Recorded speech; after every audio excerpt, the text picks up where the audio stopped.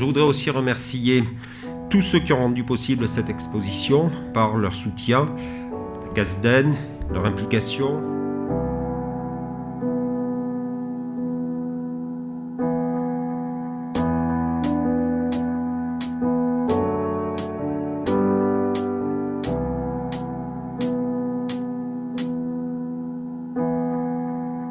Je suis particulièrement heureux de vous accueillir ici, au siège du CNES, qui s'est pour une fois métamorphosé en un lieu d'exposition pour donc cette inauguration d'exposition d'art contemporain, Contact, dont le sujet est inspiré par le programme spatial franco-allemand Symphonie. Pour l'Observatoire de l'espace, réaliser cette exposition Contact au siège du CNES est important.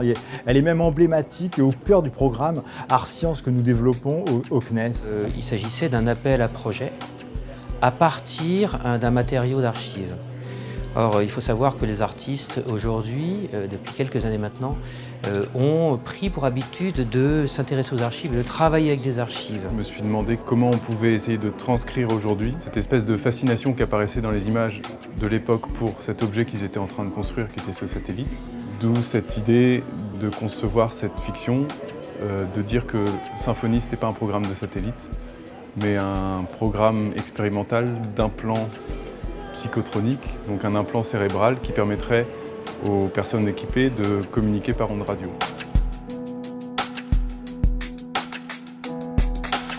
On a imaginé cette espèce d'installation double face. À l'extérieur donc de la boîte, on a le film avec le son original, et quand on rentre dans la boîte, il y a cette composition sonore donc, qui propose une autre version de montage.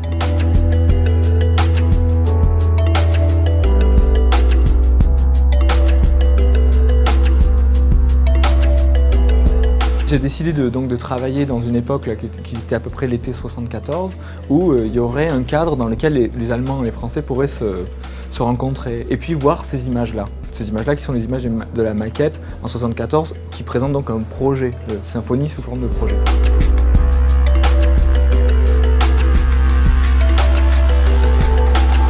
Mon rôle, à mon avis, en tant que photographe, c'est d'aller vérifier les choses sur le terrain.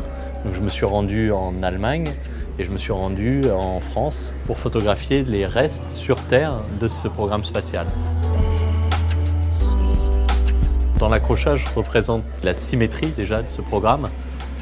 Il y a 2 antennes de réception, une en France, une en Allemagne, même si c'est un programme commun, tout est divisé, tout est symétrique. Et la pièce qui est au milieu de ces 2 antennes montre bien que le spatial, avant d'être des satellites à 36 000 km, ça se passe dans un bureau.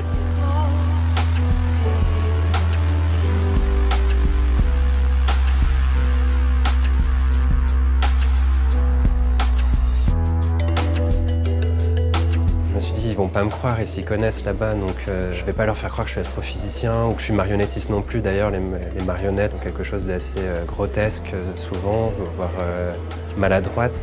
Et je voulais apporter plus un autre point de vue qui serait presque plus celui de l'artiste enfant que celui du scientifique.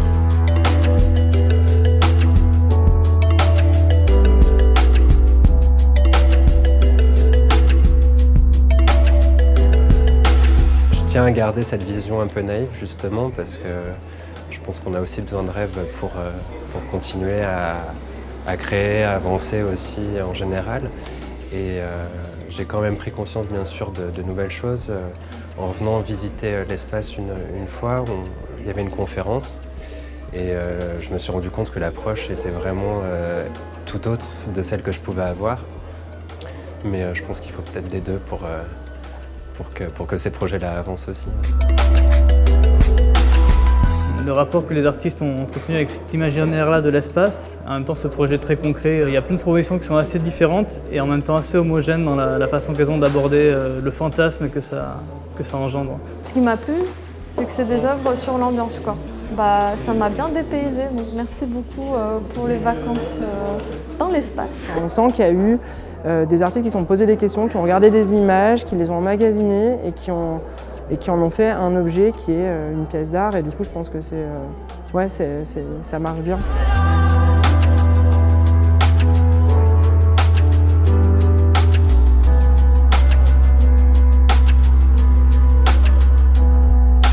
C'est plutôt cet écart qui m'intéresse entre une archive constituée vraiment au sens classique du terme, une archive qui témoigne d'un projet historique, et de l'autre côté, le regard que peuvent porter les artistes sur cette archive et l'effet de désorientation qu'il y a en fait nécessairement. Et je pense que les artistes sont des gens qui sont là pour nous désorienter. Donc à partir de là, je pense que l'exposition fonctionne.